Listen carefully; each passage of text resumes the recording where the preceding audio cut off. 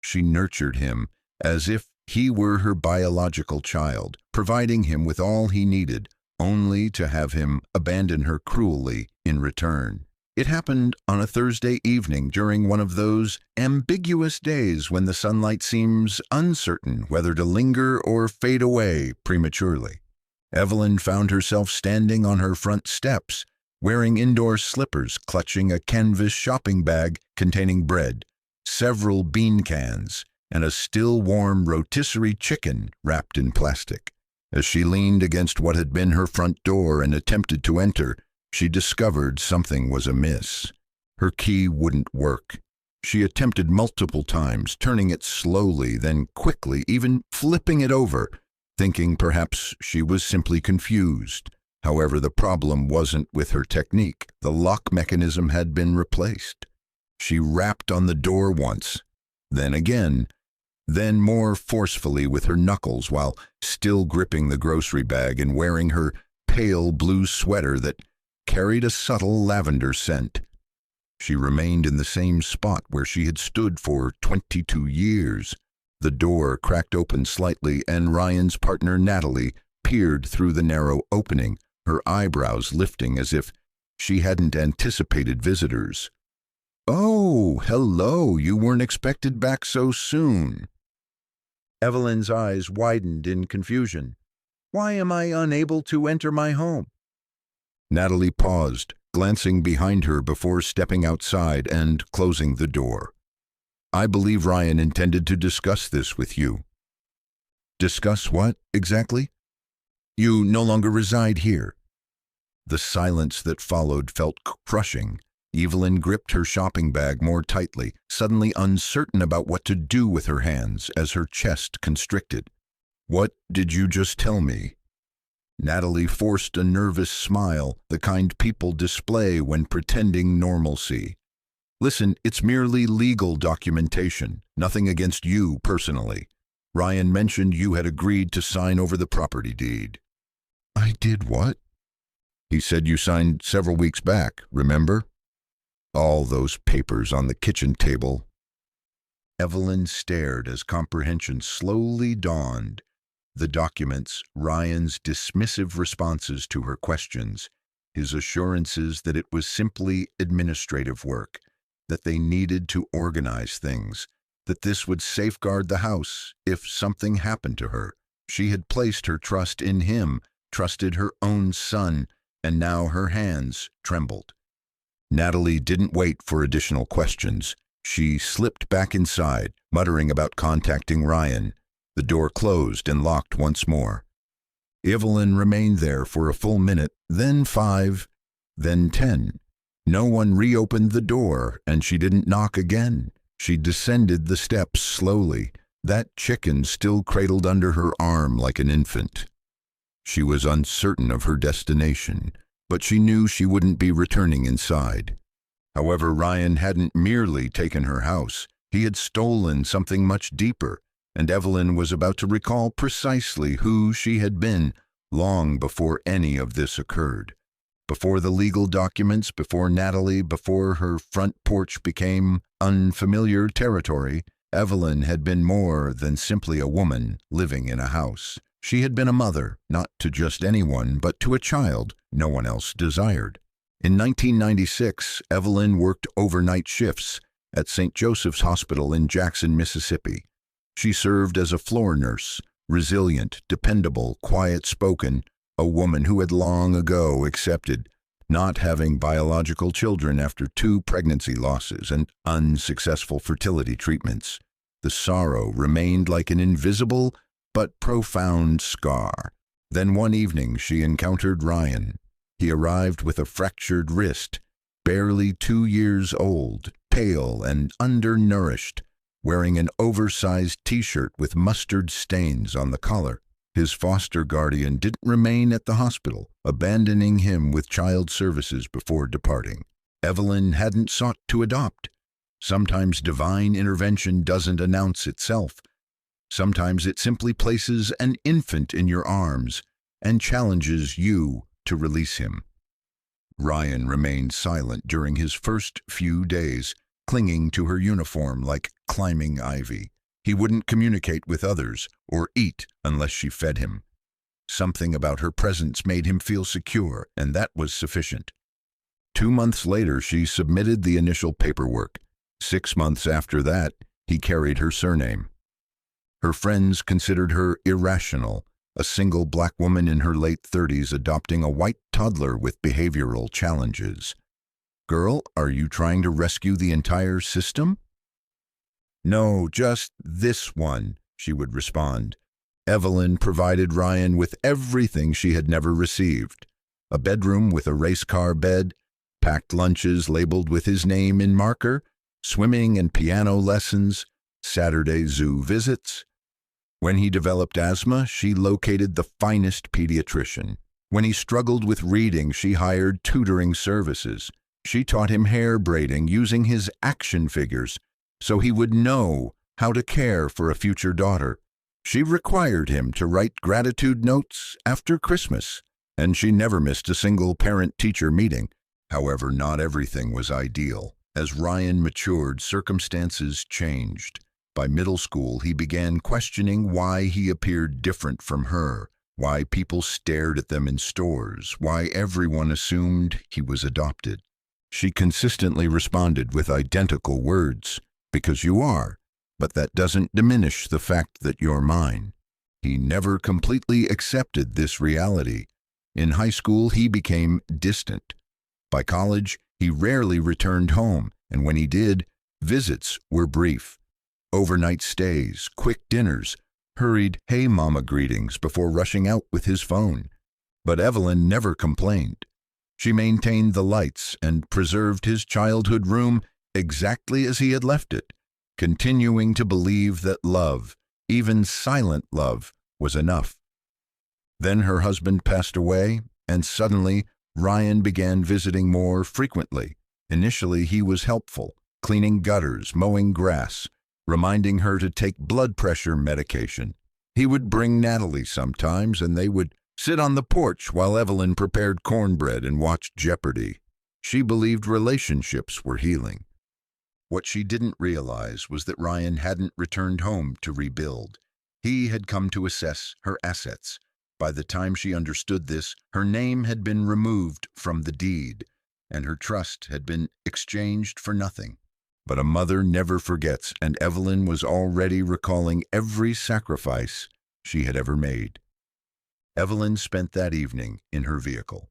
She parked 2 blocks away from the house, what had previously been her house, in front of a row of duplexes with peeling paint and plastic chairs on porches. She didn't weep, not once, but her hands remained fixed on the steering wheel even after turning off the engine. The rotisserie chicken sat untouched in the passenger seat, now cold with grease seeping through the plastic. She gazed through the windshield, her eyes focused on nothing. Grief has a way of settling heavily in your chest, not just from losing people, but from realizing who they never truly were. When her husband Leonard died 3 years earlier from a misdiagnosed blood clot, Evelyn thought the pain couldn't cut any deeper. He had been her stability, a man of few but meaningful words. They met at church, fell in love over fried catfish and scripture, and spent 29 years constructing a home built on faith and forgiveness. But this pain, this betrayal, carried a different sting. The following morning, Evelyn visited the bank to check her account, partly from habit, partly from necessity. It was almost amusing. The balance remained unchanged because Ryan had never touched that money, because Ryan was unaware it existed. After Leonard's death, the hospital attempted to avoid responsibility. They claimed it was a natural complication, but Evelyn had been a nurse too long not to recognize the pattern. She pressed forward, filed complaints, consulted with an old attorney friend, and 2 years later won a malpractice lawsuit no one thought she could secure, $9.5 million. She told no one, not even Ryan. She transferred it to a separate trust under her maiden name, distributed across multiple accounts. It wasn't paranoia, it was peace of mind, a secret, sacred thing, because money transforms people. and some things are better kept private. That day, sitting in the bank lobby with swollen ankles and a fractured spirit, Evelyn realized something else. Ryan hadn't just betrayed her trust. He had underestimated her. She might not have the house anymore, but she possessed resources, knowledge, and still had one weapon Ryan had never learned to wield: patience. So she reserved a motel room in Meridian, paying cash for 2 nights, no questions asked. She needed a strategy, but more than that, she needed to sit quietly and remember who she truly was. She browsed through an old notebook she carried in her purse, filled with prayers, phone numbers, and handwritten reminders to call her cousin in Lafayette. At the back was a note she had scribbled years ago the day the court settlement arrived. "Don't let money make you loud. Let it make you quiet. Let it buy you time." She smiled at the page. Ryan thought he had evicted her, but he had no idea. He had just liberated her. But freedom doesn't equal comfort, not yet, and Evelyn still had some trials to endure before she could rise again. The first time Ryan placed a stack of documents before her, it was a Sunday. Evelyn sat at the kitchen table folding dish towels while the oven worked on a sweet potato pie. Her knees ached that day. Rain was approaching. She could sense it in her bones, but she smiled despite it. Ryan had stopped by without calling first, and although she disliked surprises, she told herself perhaps he missed her. He entered wearing one of those fitted dress shirts that seemed to belong to someone else's body. Natalie followed, barely glancing up from her phone. "Hey, Mama," he said, giving her a brief hug. "We brought some paperwork. Nothing serious, just items to help with taxes and the house. Organizing things administratively, you understand." Evelyn frowned. "What type of documents?" Ryan produced a folder like a magician, revealing cards. Trust paperwork, real estate transfer, some power of attorney language. We had it reviewed. Natalie's firm handles this type of work regularly. Completely standard? Natalie added from behind her screen without looking up. "It's simply a method to protect your assets, Miss Carter. Avoid probate. You'd still be covered for everything." "I didn't request to avoid anything," Evelyn said quietly, her hands resting on the unfolded towel. Ryan chuckled. I know. That's why we're handling it for you. Look, if something happens to you, God forbid, it would be complicated to untangle the house with your name on all the documents. This just ensures things remain within the family." Evelyn stared at the paper. The letters blurred slightly. She rarely wore her reading glasses, hating how they pinched her nose. Ryan noticed. "Here," he said, handing her a pen. "I highlighted the signature lines. You don't need to worry about the rest. I already reviewed it with them." She hesitated. She wanted to say something like, "I should probably have someone examine this," or "Why do you need power of attorney now?" But Ryan was her baby, her little boy who used to cry when she walked past his crib, the one who needed an inhaler whenever he became too excited, the one she stayed awake with all night when he contracted chickenpox at 6 and refused to sleep without holding her hand. So she signed page after page. He even joked as she wrote her name, "You're making history, Mama." She laughed once, just a brief exhale. The pie timer sounded, and she rose to turn off the oven. That moment remained in her mind for weeks afterward, the scent of cinnamon and burnt sugar, the sound of the pen cap clicking closed, the smile on Natalie's face that felt slightly too satisfied.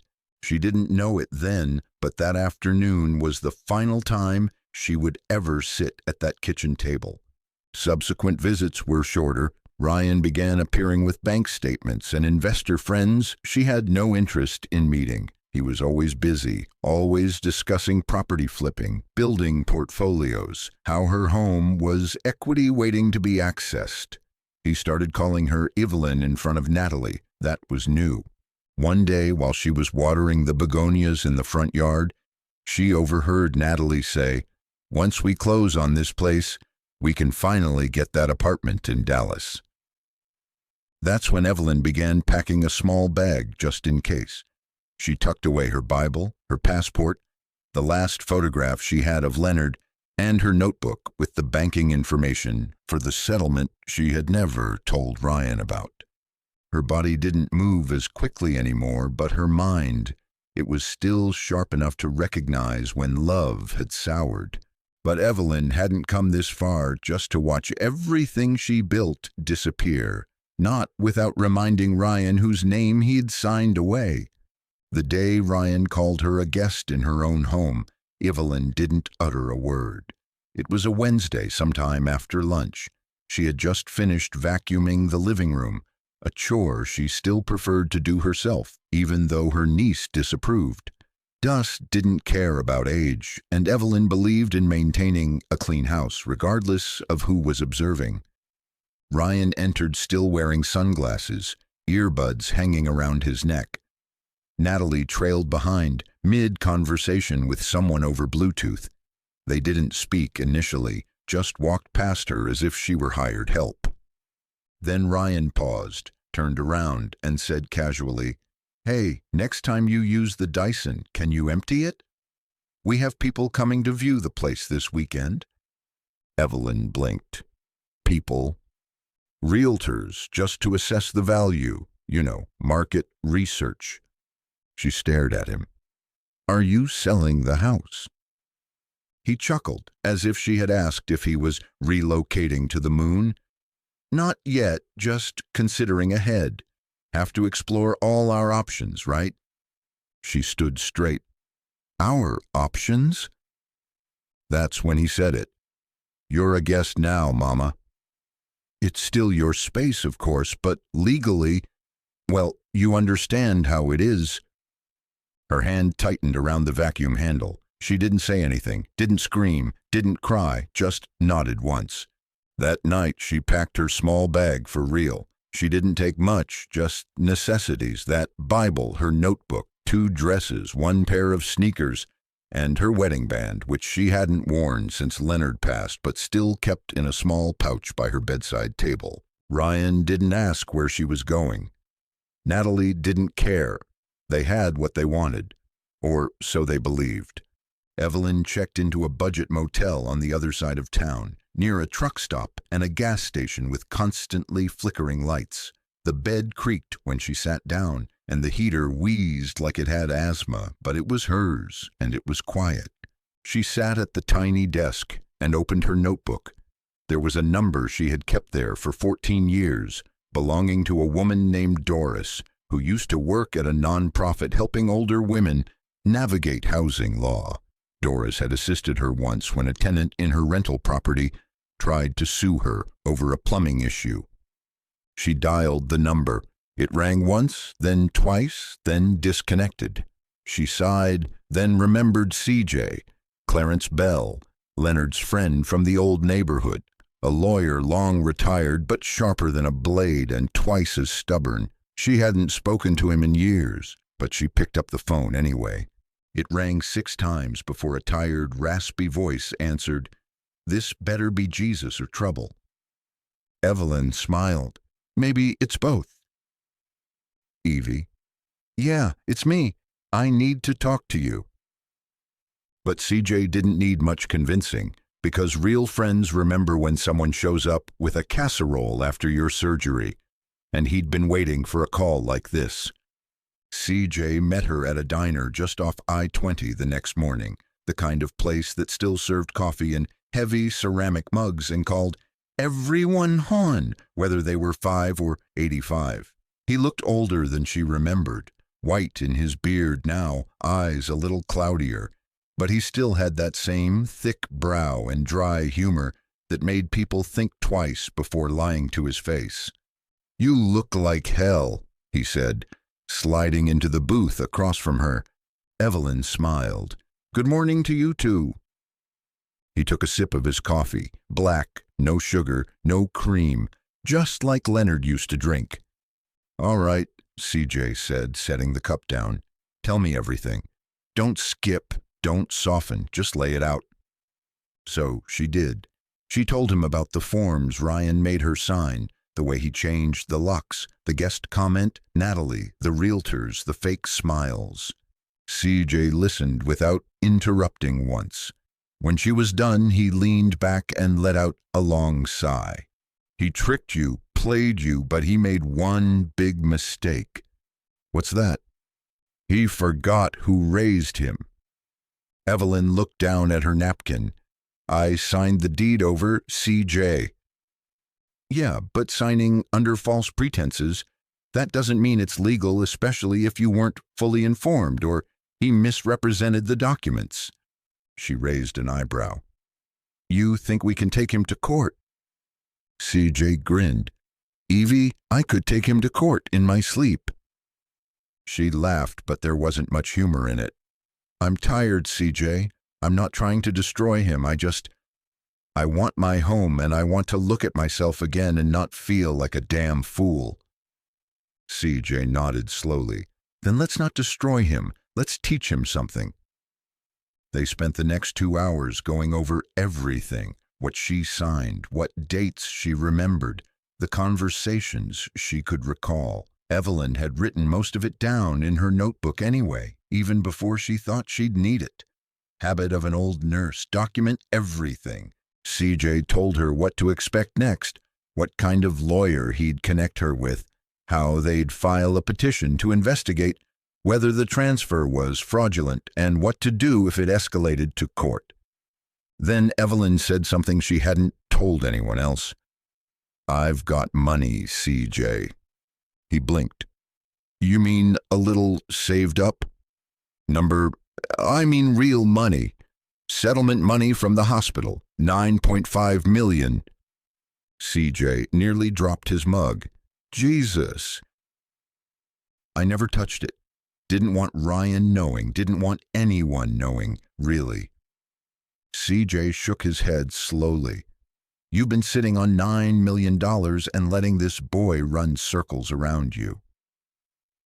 I didn't want money to change the way I loved him, she said, barely above a whisper. CJ didn't answer right away, just stared at her.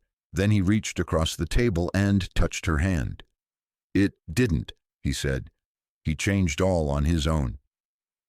Evelyn looked out the window at the highway in the distance.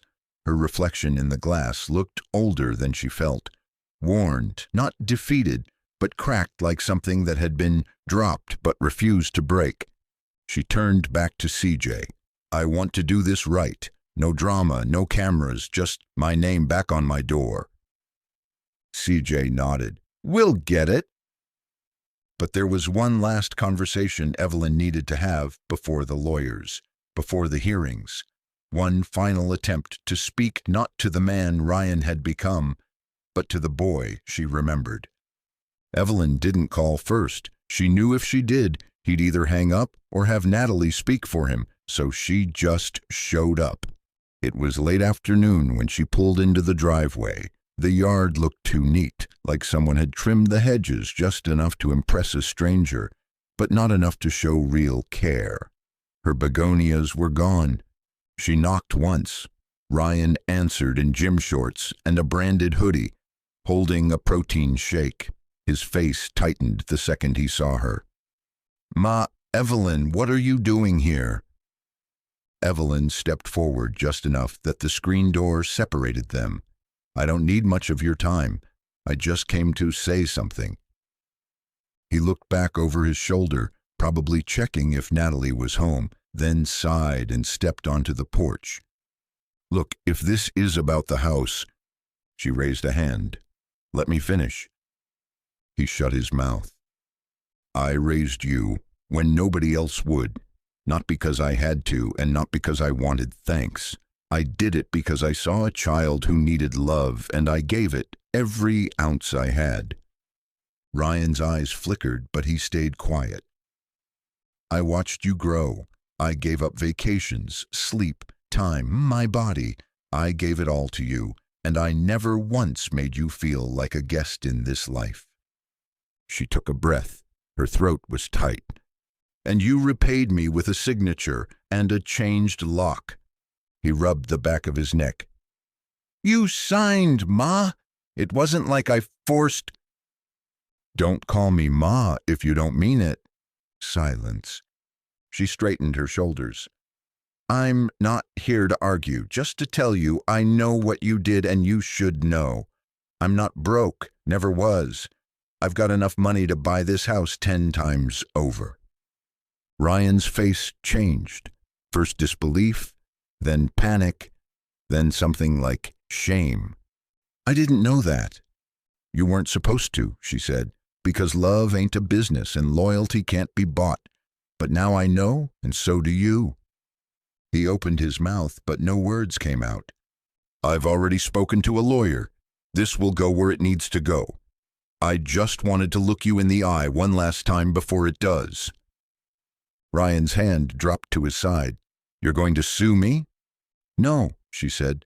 "I'm going to remind you what a real home costs." And with that, she turned and walked back to her car.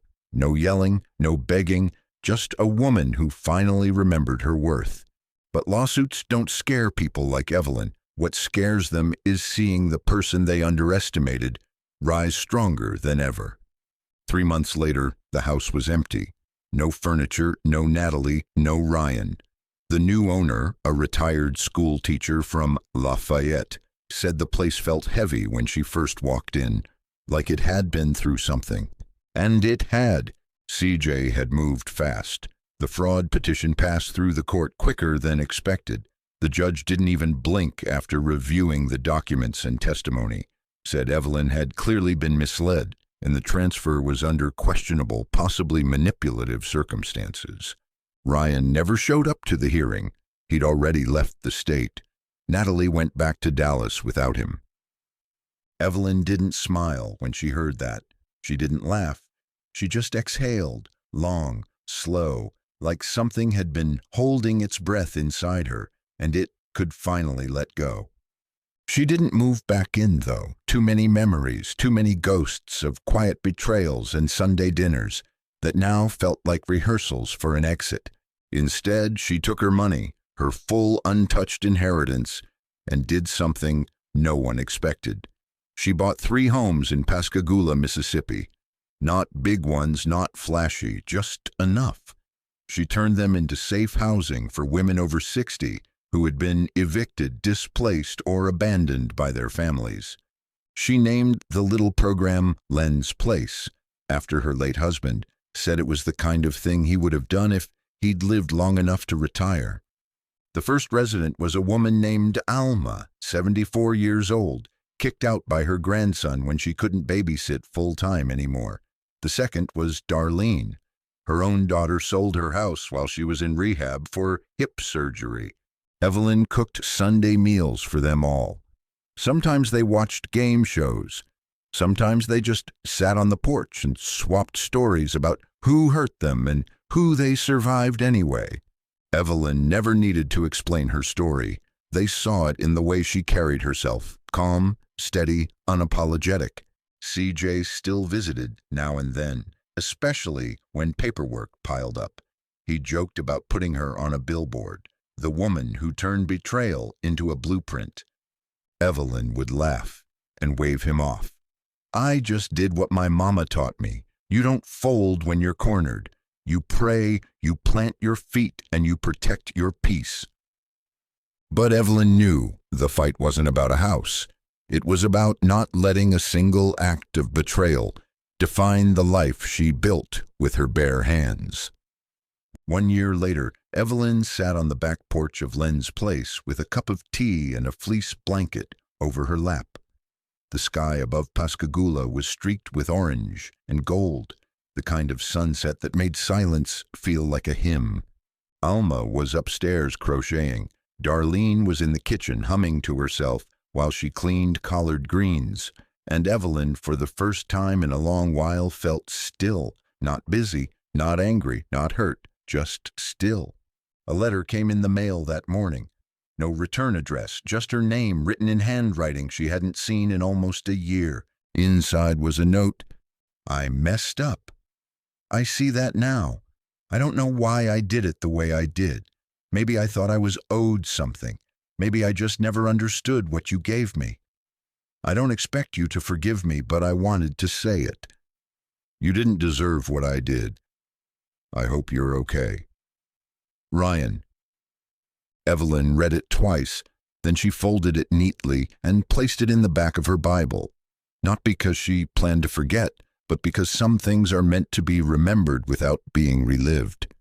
She didn't write him back. She didn't need to. Forgiveness to her wasn't about letting him off the hook. It was about freeing herself from the grip of what he'd done.